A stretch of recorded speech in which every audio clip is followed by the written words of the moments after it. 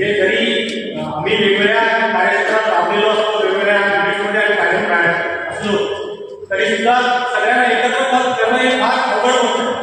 कारण सगळ्यांची जी काही ट्रेनिंगची जी गरज मिळत आहे, देशभक्ती हा एकच मोठी असतो तरी सुद्धा सगळेजण वेगवेगळ्या क्षेत्रातून सुद्धा एकत्र येणं फार अवघड होतं. 4 वर्षापूर्वी आमचे चंद्रकांत गवस म्हणून साहेब उपाध्यक्ष त्यांच्या डोक्यामध्ये एक संकल्पना आली की तालुक्यातल्या सगळ्या लोकांना जर आपण एकत्र केलं आणि निस्वार्थपणाने जर का आपण फक्त सैनिकांचं कल्याण करायचं, त्याच्यामध्ये कोणताच फायदा स्वतःचा विचार न करता काम करत राहिलो तर मनाला चांगलं समाधान मिळेल. या अनुषंगाने 4 वर्षापूर्वी आम्ही आजी माझ्या सैनिक असोसिएशनची स्थापना केली. आज नंतर त्याच एक 6 महिन्यात आम्हाला असं लक्षात आलं की सह्याद्री प्रतिष्ठान हिंदुस्थान ही मुलं खूप चांगल्या क्षेत्रामध्ये म्हणजे आपल्या सध्याच्या दुर्लक्षित क्षेत्र म्हणजे गड किल्ल्यांमध्ये महाराष्ट्राने आपल्याला वारसा घेऊन गेल्या. त्या वारशाबद्दल तुम्ही लोक इतके असे बघत पण नाही, पण ही मुलं शनिवार रविवार मुलं आवडी घेऊन त्या गडावरती जातात. 31 डिसेंबरला त्या गडावरती जातात, त्याची साफसफाई करतात आणि महाराजांनी जो आपल्याला खूप चांगला वारसा ठेवला आहे तो वारसा मेंटेन करण्याचं, ते सांभाळण्याचं काम हे सह्याद्री प्रतिष्ठानची मुलं आज गेली जवळपास 7 ते 8 वर्ष करतात. माझं खूप खरं भरून येतं या मुलांकडे बघितल्यानंतर, कारण की आज मोबाईलच्या जगामध्ये वाढलेली पिढी, इंस्टाग्राम फेसबुकवरती कायम फोनमध्ये वाढलेली पिढी आणि ही पिढी पाहिली तर आज नवीन बदल घडतोय असं मला या मुलांकडे बघून जाणवतं. म्हणून त्यांच्या अनुषंगाने आमचे श्रमिक गोदमकोंडे साहेब आहेत, फाउंडर आहेत या आपल्या संघटनेचे सह्याद्री प्रतिष्ठानचे. त्यांच्या संकल्पनेतून एक असा विषय निर्माण झाला की समाजातील काही लोकांचं जे खूप कौतुकानं काम करतात, कुठली निस्वार्थ भावनेनं काम करतात, त्यांच्यासाठी कुठेतरी छोटासा आपल्या प्रयत्न करूया आणि त्यांचं कुठेतरी कौतुक करूया. तसंच 71चे आपले 65चे कारगिल वॉरमधले किंवा बाकीचे छोटे मोठे जे काही ऑपरेशन आहेत त्याच्यामध्ये बरेच असे फौजी आहेत, बरेच असे सैनिक आहेत, टीम लष्करी दलाचे सैनिक आहेत ज्यांना आपण कधीच बघितलेलं नाही. मला खूप अभिमानानं सांगावं वाटतंय की आपल्या तालुक्यामध्ये कीर्तिचक्रच्या सोबतही पाटील आहे, पण आपल्याला एवढंच माहिती आहे की त्यांना सन्मान मिळाला, पण या चक्रांची महत्व जे आहे त्याचा फौजी समजू शकतो, एक ड्रेस घातलेला माणूस समजू शकतो. त्याचं कौतुक काय, ती मेडल्स का मिळतात हे जर का खऱ्या अर्थानं माहिती असेल तर फौजींना आणि समाजामध्ये जे हिरिरीचं काम करतात त्या लोकांना माहिती. त्याच्यासाठी आम्ही गेली 4 वर्ष सातत्यानं हे काम सैनिकांसाठी आणि समाजातील लोकांसाठी प्रेरणादायी ठराव म्हणून आज शौर्य तुला वंदितो हा समरसेनेचा कार्यक्रम आम्ही राबवतो. आज याचं 4थं वर्ष आहे. ह्या वर्षी आम्ही त्याला थोडीशी फरक दिली. बाकीची 3 वर्ष साहेब आम्ही फक्त फौजी लोकांना आणि यांना सन्मानित करायचो, पण या वर्षी आम्ही समाजातील जी उत्कृष्ट कामगिरी करणारे लोक आहेत, जे नागरिक आहेत त्यांना आम्ही सन्मानित करण्याचं यावर्षी ठरवलं. त्या अनुषंगाने आम्ही हा कार्यक्रम आयोजित केला.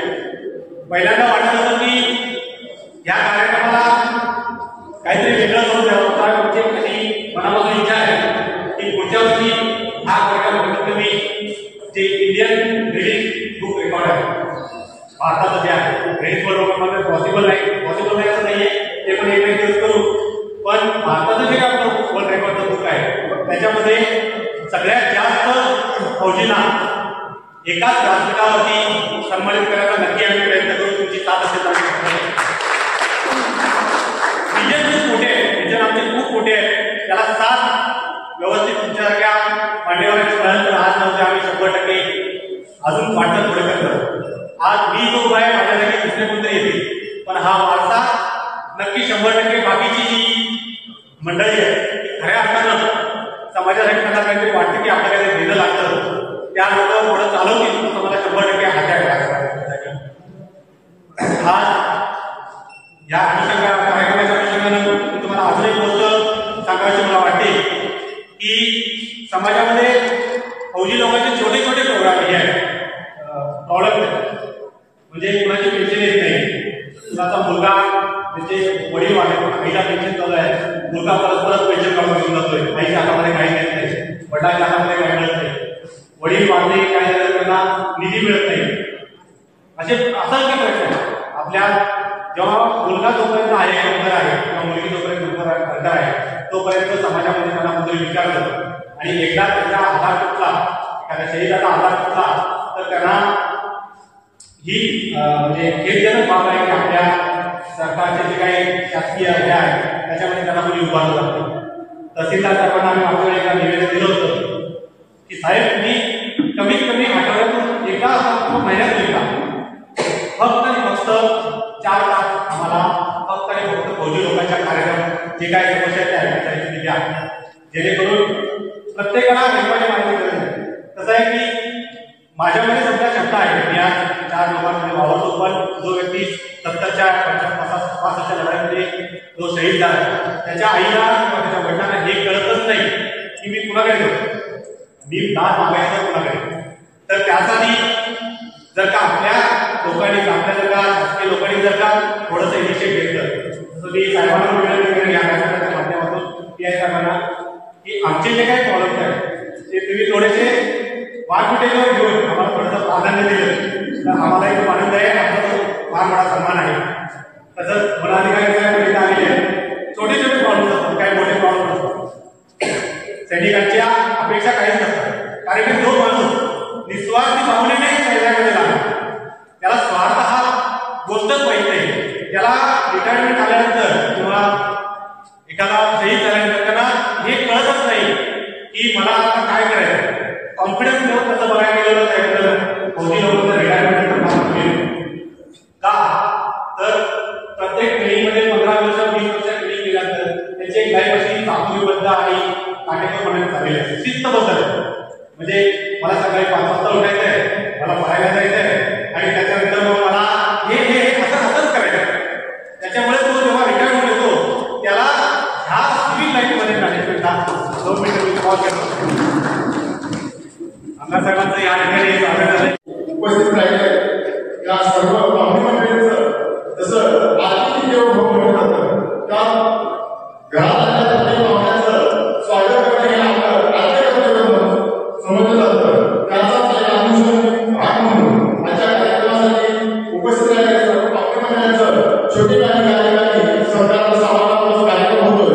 मी सर्वप्रथम या कार्यक्रमाचे संयोजक कपिल गवस आणि यशवंत झापसर यांना विनंती करतो या ठिकाणी चळवळचे आमदार माननीय शिवाजीराव पाटील साहेब यांचा यशस्वी सत्कार करावा.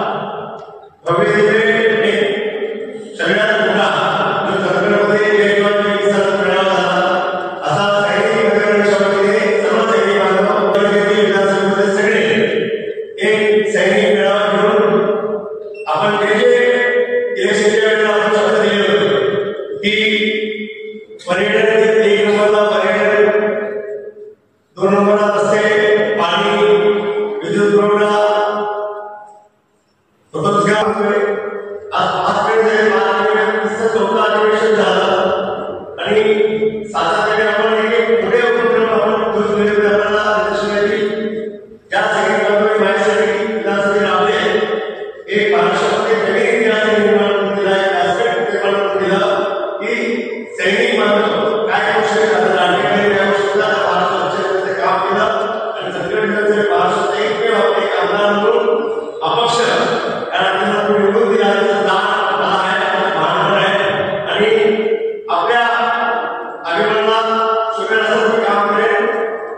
सुरू आहे आज आपल्याला आजपासून एक मुली कसं आंबोली आपला सुद्धा एक पात्र रस्ता विषय सम्राट